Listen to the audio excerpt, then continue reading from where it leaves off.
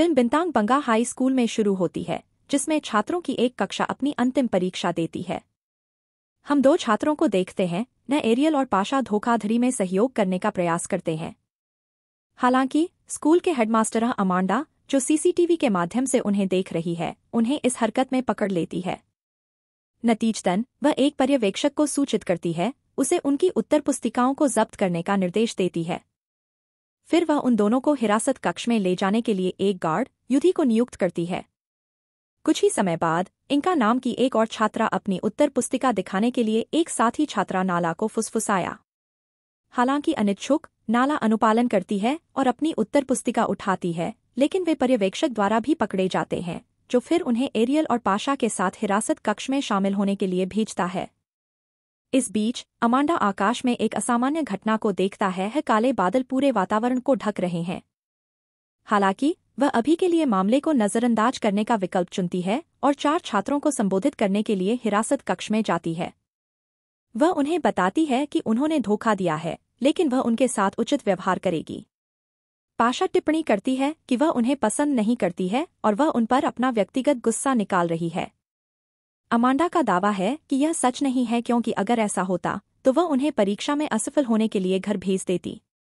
इसके बजाय वह उन्हें दूसरा मौका देती है और उन्हें नए प्रश्न पत्र प्रदान करती है। वह उन्हें युद्ध की सख्त देखरेख में परीक्षा पूरी करने के लिए 90 मिनट का समय भी देती है।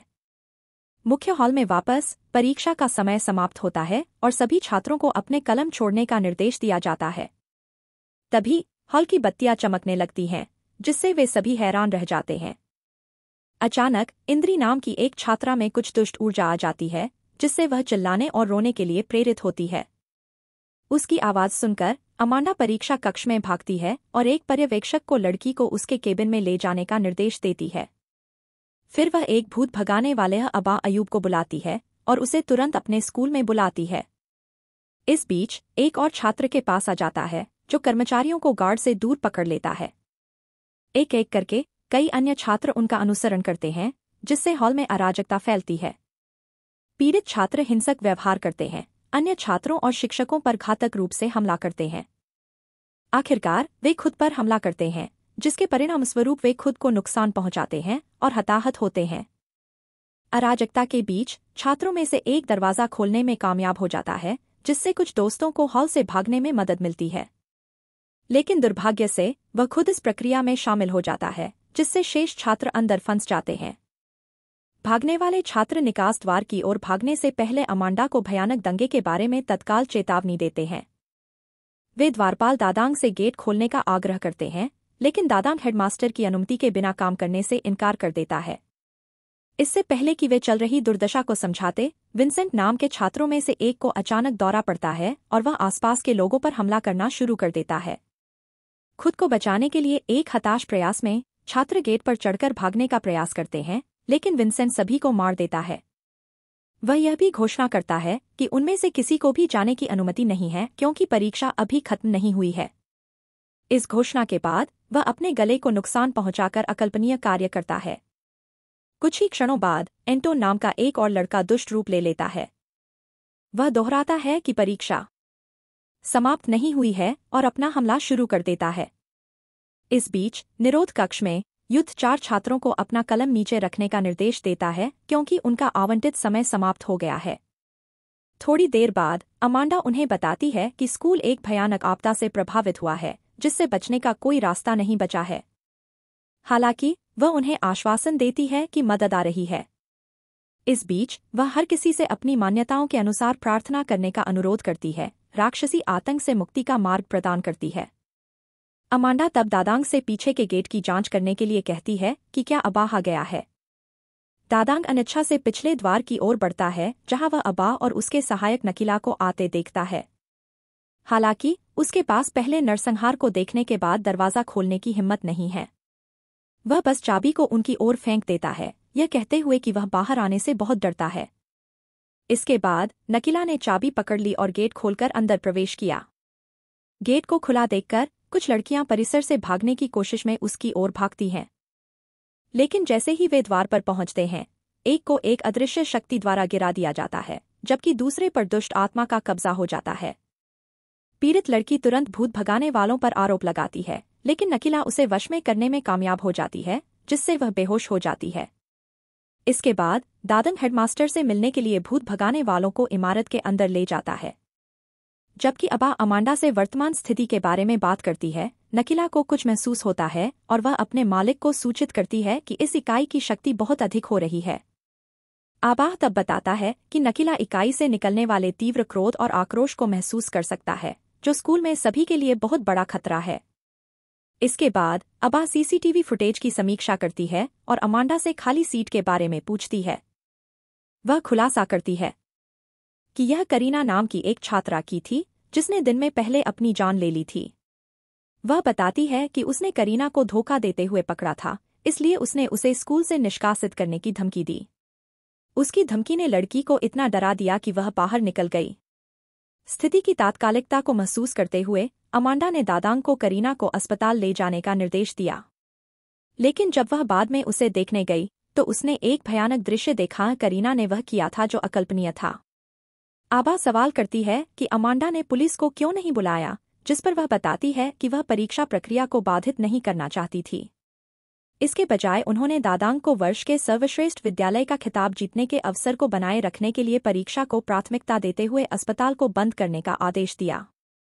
यह सब सुनने के बाद अबा ने निष्कर्ष निकाला कि यह करीना की प्रतिशोधी भावना है, जो परिसर के चारों ओर घूम रही है। भूत भगाने वाले के अनुसार आत्मा परीक्षा देने वाले सभी छात्रों के खिलाफ द्वेष को पोषित कर रही है। सभी शेष छात्रों के जीवन के लिए खतरे को पहचानते हुए आबा का कहना है कि बहुत देर होने से पहले उन्हें आत्मा को पकड़ना होगा। उसके आदेश पर दादांग उन्हें अस्पताल ले जाता है, जहां उनका स्वागत एक चौंकाने वाले रहस्योद्घाटन द्वारा किया जाता है। करीना के बजाय एक अन्य पुरुष छात्र का शव लटका हुआ है। नकीला का अनुमान है कि करीना ने उनके आने का अनुमान लगाया होगा और स्विच को ऑर्केस्ट्रेट किया होगा। जैसे ही दोनों शरीर को नीचे लाने के लिए आगे बढ़ते हैं, आत्मा दादांग के शरीर पर दावा करती है, जो फिर उन पर आरोप लगाती है।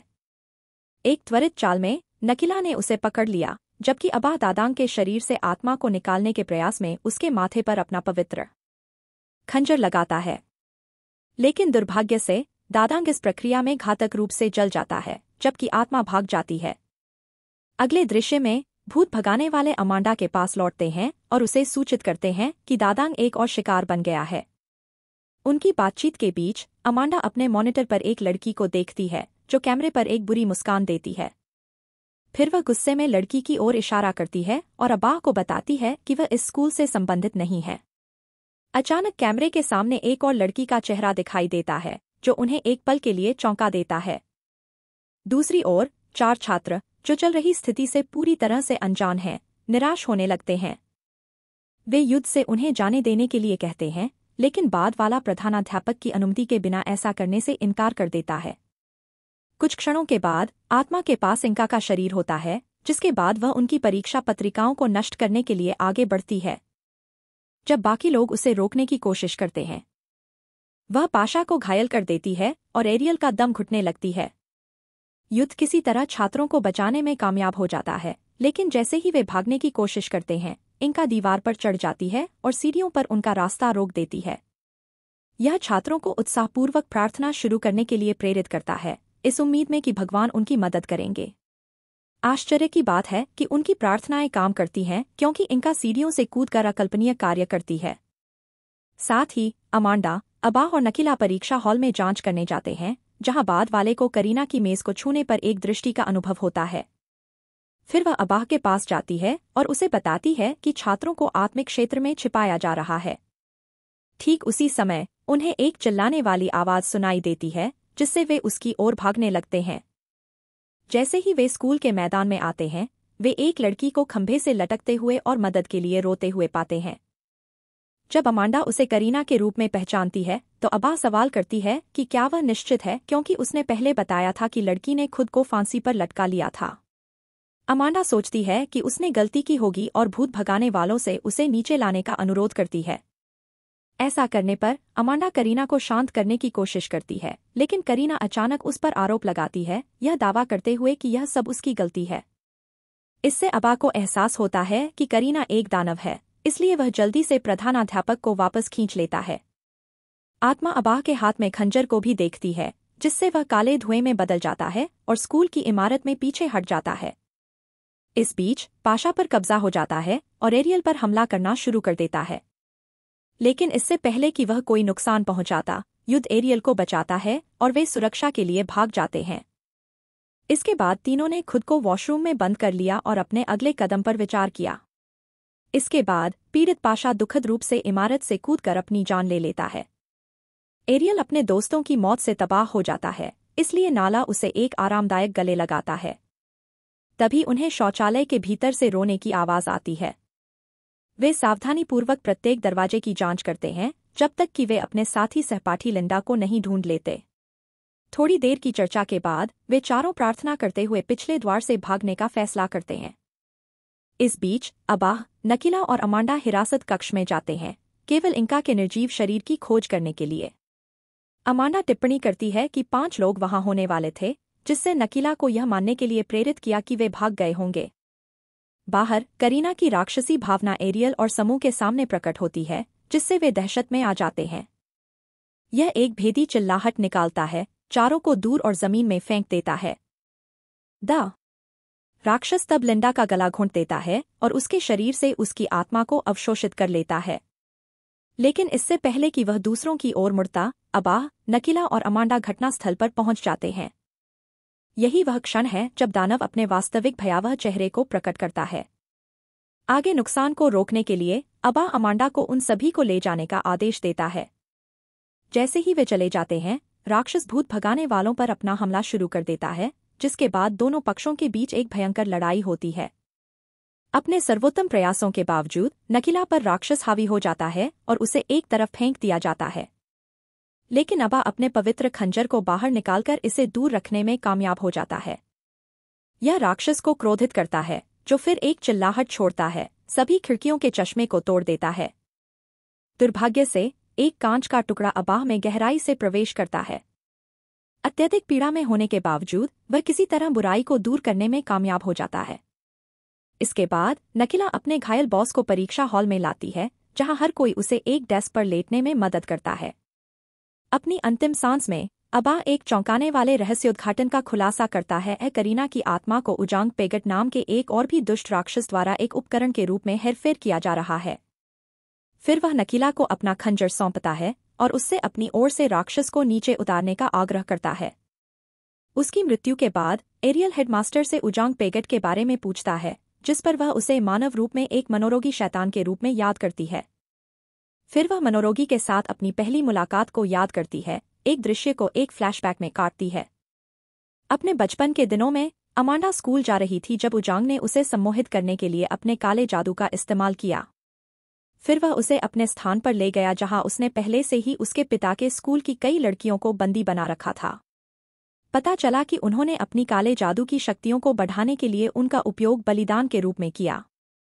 जब उजांग अमांडा की बलि देने के कगार पर था, उसके पिता अबाह सहित कई ग्रामीणों के साथ घटनास्थल पर पहुंचे। उसके बाद उजांग और अबाह के बीच एक भयंकर झगड़ा हुआ, जिसमें अबाह ने अंततः बढ़त हासिल कर ली।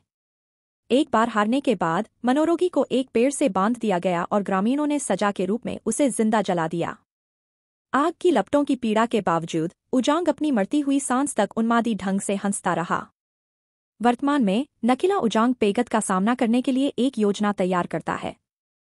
इसके लिए वह कहती है कि उसे करीना की सीट पर बैठने के लिए किसी की आवश्यकता है, जो उन्हें राक्षस के क्षेत्र में टेलीपोर्ट करने के लिए एक पोर्टल के रूप में कार्य करेगा।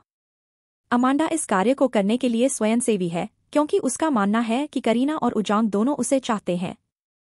प्रार्थना शुरू करने से पहले नकीला बाकी लोगों को डेस्क के चारों ओर मोमबत्तियां जलने के तुरंत बाद डेस्क को जलाने का निर्देश देती है। इसके बाद निकाला प्रार्थना का पाठ करती है और उसे और अमांडा को उजांग पेगाट के क्षेत्र में ले जाया जाता है। वे लापता छात्रों और शिक्षकों को लकड़ी के पिंजरे में पकड़े हुए पाते हैं। कुछ ही समय बाद उनका सामना उजांग से होता है, जिसके हाथ में एक हथौड़ा होता है। नकीला तब राक्षस के साथ झगड़ा करता है, जबकि अमांडा बंदियों को रिहा करने के लिए झोपड़ी के अंदर जाती है। जैसे जैसे लड़ाई बढ़ती है, उमंग को बढ़त मिलती है। वह एक घातक प्रहार देने के कगार पर है जब अमांडा हस्तक्षेप करती है। इसके बाद दोनों महिलाएं मिलकर दानव से लड़ती हैं। इस बीच परीक्षा कक्ष में मोमबत्तियां जलती हैं, इसलिए युद्ध डेस्क में आग लगा देता है। नतीजतन दानव का क्षेत्र प्रज्वलित होने लगता है। एक साहसिक कदम में अमांडा उजांग को पकड़ती है और जलती हुई झोपड़ी में कूद जाती है, जिससे अंततः काले जादू का अंत हो जाता है। इसके बाद निकाला और लापता छात्र वास्तविक दुनिया में वापस लौट आते हैं। युद्ध फिर उन सभी को स्कूल से बाहर ले जाता है, जबकि उनके पीछे की इमारत आग की लपटों में घिर जाती है।